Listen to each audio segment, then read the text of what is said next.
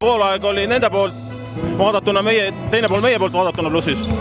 Jah, et pusimist oli kõvasti ja samas ma arvan ikkagi, et teisel poolel vähemalt me kogu aeg dikteerisime ja kontrollisime mängu, et ma ei oska öelda, et miks me nagu eest ära ei saanud, aga nad said jälle vajalikul hetkel mingid paar korvi ja sellepärast oligi pingeline. Viimast minutit mängiti praktiliselt nagu tervet ühte veerand aega, nii kaua. Ja endal tundus ka, et kurat, et see mäng ei lõppegi kunagi ära. Aga selline see korvpall on ja see on nagu taktika nii-öelda ja aga me võitsime selle mängule.